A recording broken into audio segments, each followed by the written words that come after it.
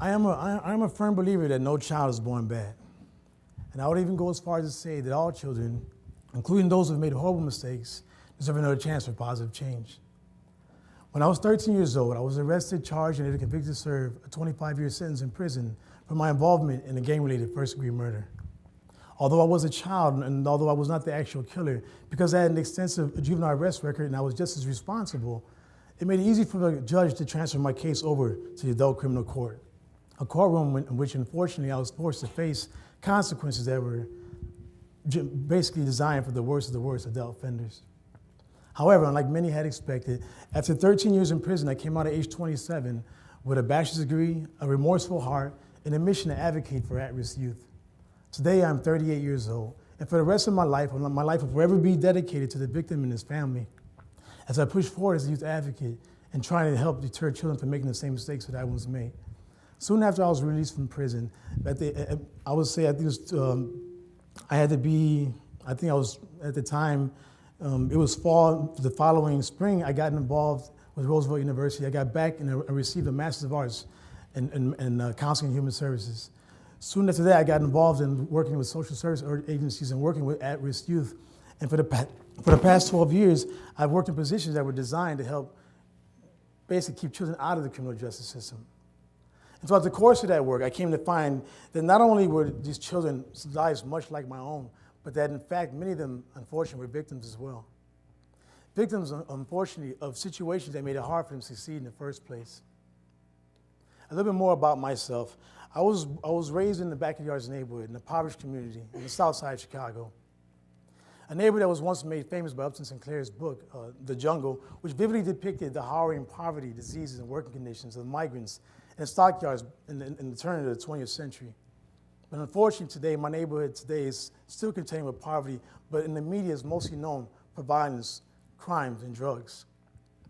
Personally, my earliest childhood memory begins not long after this photo was taken. I was 6 years old. At the time, I was probably, my sisters and I, we were, I guess you could say in some ways, living a typical life, but at the same time, there were things going on inside our home that even my memory cannot fully grasp. According to my mother, she said that my stepfather was just as abusive as my father, and my memory begins when I was sitting in the back seat of a police car along with my two sisters and my brother, and I remember looking out the back window as we witnessed my mother crying in tears. It was a police car, and when we looked out the back window, we saw the image of my mother getting smaller and smaller, but she tried to fight to stop them from taking us away. It turns out that when they found out about the abuse, they arrested my stepfather. They deemed our home unsafe, and they placed us all into foster care. I will never forget how our foster mother, who didn't believe in allowing us to have toys, unfortunately confined us mostly to our rooms with no television and no radio. I will never forget how early on in my experience of childhood, being denied the natural and normal procession of learning, we were subjected to work in our home, unfortunately, hour after hour. Feeding scary dogs, tending to her garden. To this very day, I would never eat an eggplant.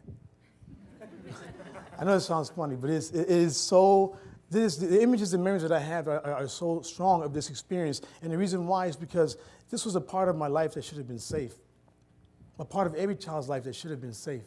And what happened for us, coming from out of that situation and coming back home, what we thought would be a very safe and nurturing environment, hopefully after having dealt with the case managing with my family or my mother, came to realize that my stepfather was even more abusive. When we arrived home, we were so exhilarated and happy to be home. But within time, we realized that my stepfather had a drinking problem. And he would come home after late night hours of drinking, mostly on Friday nights, and he would never hesitate to walk in, hit my mother, beat us, and kick our dog. I will never forget how we struggled with poverty, growing up in an environment that was so desperate that at times we didn't have light, and we didn't have gas. I remember times when we had to move from one location to the next because unfortunately, my mother could not afford to pay the bills and we were always faced with evictions. I'll never forget how my brother, when I walked into the washroom, he was laying in the tub and the water was up to his chest and he was fully clothed and he was watching bubbles come up and he said the spirits were attacking his legs. I will never forget how years later I would come to discover that even my mother contended with schizophrenia and depression. Just recently, I started a new position with the Campaign for Fair Sentencing of Youth as a Youth Justice Advocate. But for the past 5.5 years, I had the ability to work with a one-of-a-kind longitudinal study, which is the Northwestern Juvenile Project here at Northwestern. And throughout the course of that work, I came to find that many of these individuals had similar upbringings to mine. And according to the Northwestern Juvenile Project, some of the findings which were really a mirror of my life went on to say that 93% of the kids who had entered into juvenile detention had experienced one or more traumas prior to baseline. 4 out of 5 had endorsed or had conveyed ever having been physically abused. 66% of the males and 74% of the females had met diagnostic criteria for one or more psychiatric disorders, including the associated impairments. 1 out of 10 had ever attempted to commit suicide. But these are the realities that when the child stands in front of the courtroom, that unfortunately are very, very seldomly spoken of. And one thing that I also came to realize, being someone who was once in the system, that disproportionately those who are getting arrested are young African-American and Latino males. And I believe that is the case mostly because these are the kids that come from environments that unfortunately have been virtually abandoned. Poor and disinvested communities. The kids that I met had came from Inglewood, back of the yards, the Henry Hornets when they were still existing. The majority of us had came from environments that truly lacked quality education, educational opportunities that would lead into employment, unfortunately, were non-existent. Positive youth development programs that would help guide a child in the right direction were virtually non-existent. Financial struggle of families and despair was a dominant theme of my life and the lives of my friends. And so for us, growing up in that type of environment, and perhaps them as well contending with life situations at home that were not as safe as they should have been, unfortunately for me, it was only natural for me to become a part of a gang. Coming out of that environment and realizing that I felt safer in the streets than I did within my own home, it became a natural procession of events. I don't even remember the day I joined the gang, to be honest with you.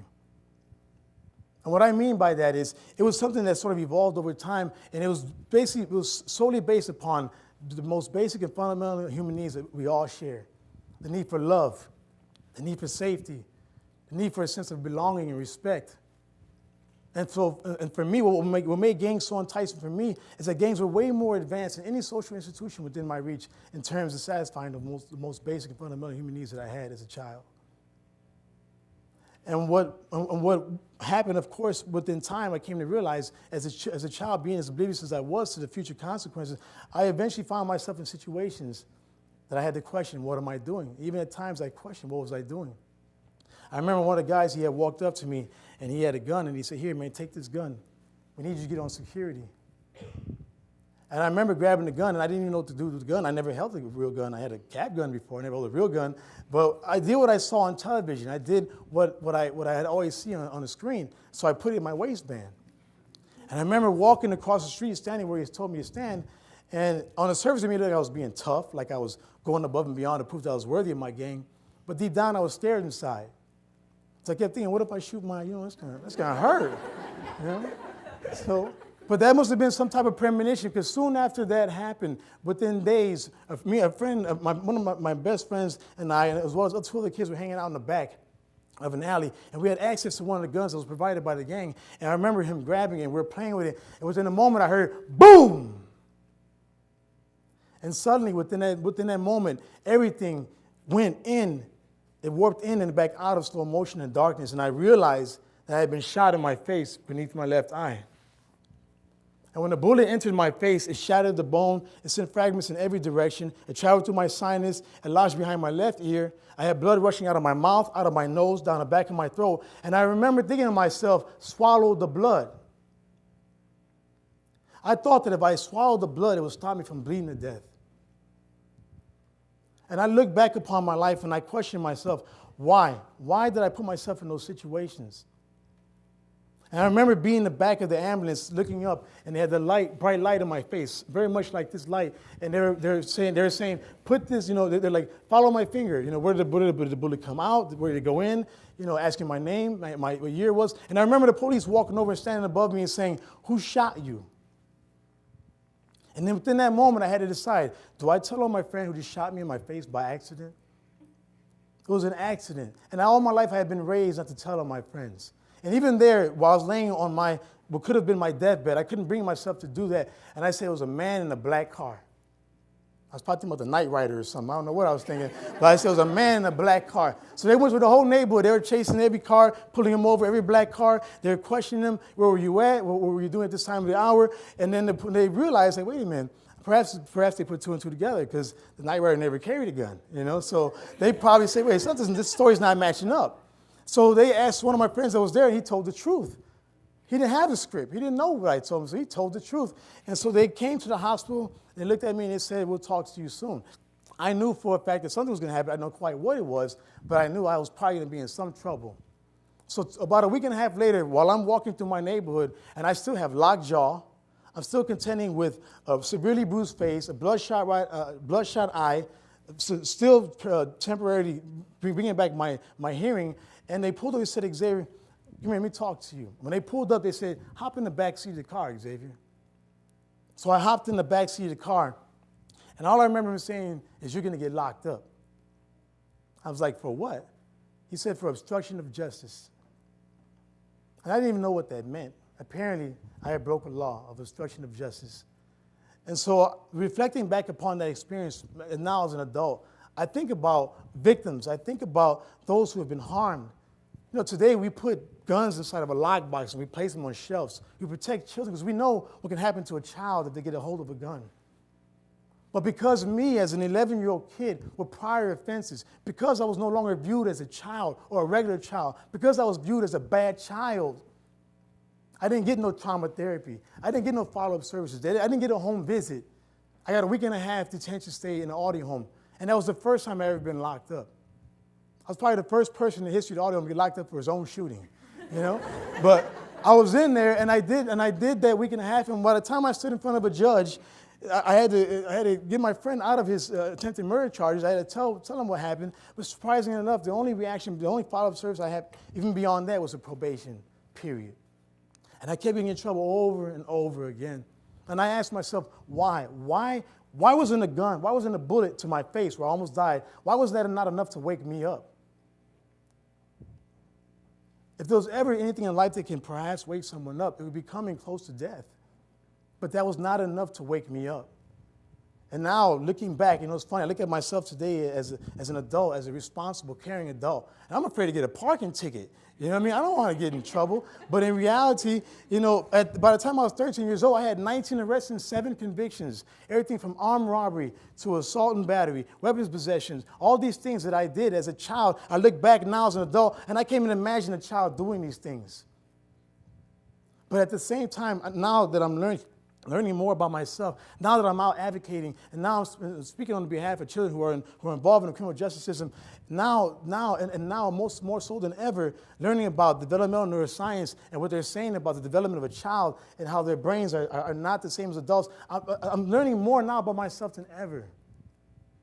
According to recent findings in developmental neuroscience, the prefrontal cortex, which involves rational thinking and weighing of consequences and impulse control, is not fully physically formed within a child as it is within an adult. That in fact, because that lack of growth in that area is that whenever children make decisions based upon risk, they tend to rely more upon the sort of evolutionary primitive parts of your brain, which are the amygdala, which unfortunately tends to overstate reward over consequence, which unfortunately is more given to the emotional context of the situation, which is why children are so susceptible to peer pressure. These are things that we know, that parents know already. But unfortunately, the divide between developmental neuroscience and legal policy, unfortunately, is so wide that we're trying to bring it to a point where we can be empirical in our way in which we choose to address the needs of our children. Soon after I got locked up for the first-degree murder, I would say my life very early on, especially going in, was typical of that what I experienced when I was out in free society. I was still getting in trouble. But it wasn't until I was 18 years old, when I was in Pontiac Correctional Center in segregation, that I began to mature and wake up and realize that this was not the life that I wanted to live. And I think it was because I had matured. And I think it's because I had thought about what I had done. It's because I thought about the victim, and I thought about the life that I had lived. I thought about my mom, who was still struggling with a mental disability. I thought about my brother, who was still going through hard times. I thought about my sister, who was getting involved in gangs, and I knew in my heart that this has a lot to do with the environment in which these kids are being raised. There's no such thing as a bad child. And I feel blessed to be here today, but I also want to say that no child should ever have to go through what I went through to ever have arrived here, to ever have to even go through even the smallest amount of trauma that I had to go through in order to realize that I wanted to live a better life. And I say that because in reality, as adults, we have the ability to help. We have the ability to help mend the environment in which these kids are living. We have the ability to make a difference in their lives. Today, there are over 250,000 youth being charged every year as adults, as if they were adults. Kids who haven't even so much as completed high school or grade school. Kids who have never even so much as had a pair of keys or even owned a car or even learned how to drive. Are being scarred with collateral consequences that come from having an adult conviction that will follow you for the rest of your life and fully impact the full spectrum of your future opportunities in terms of education, in terms of government benefits, in terms of future employment opportunities. These are things that we are doing with our children now, that we are perpetuating a cycle of racism and incarceration that unfortunately has been impacting so many people from back of the yards, from my neighborhood and other communities that are mostly impoverished and disinvested around our country. And I say that we have the ability to make a difference. Today, there are over 2,000 individuals who are serving life without the possibility of parole. Individuals who have been in there since they were children. And little the people often talk, even think about, is the fact that the majority of these kids who went in, who are serving these life sentences without the possibility of parole, have been convicted for the very first offense. And many of these kids who are serving life without the possibility of parole, unfortunately, 40% have been accompanied by older co-defendants that played a more dominant role in the offense. Many of these kids, unfortunately, who are doing life without the possibility of parole, that although the U.S. Supreme Court in Miller versus Alabama had decided that it was unconstitutional, that today still states are refused to allow that law to be held as retroactive to people who have been in prison for decades since they were children. This is, in my heart, an injustice. But my hope is that we continue to harvest the fruits from developmental neuroscience and legal policy, that we continue to invest in the lives of the children. I'm going to leave you with one last thought. I was talking to a good friend. His name is Fernando Moreno, and he said, Xavier, he said, you know, we're looking for funding for our program. He said, would you believe, man, that it costs us $85,000 to house one child in a juvenile justice system? He said, don't you know if they gave me that same amount of money, I could literally employ three at-risk kids on the streets full-time for $10 an hour with the help of community partners and local businesses. He said, Xavier, according to the Illinois State Bar Association, the Illinois State is going to spend as much as $100 million to incarcerate children in our state. He said, if I only had 25% of that, $25 million, we can, with the help of local partners and businesses around our city, we could literally employ 1,200 kids full-time. There's so much more we can do with our resources in terms of being able to help our children.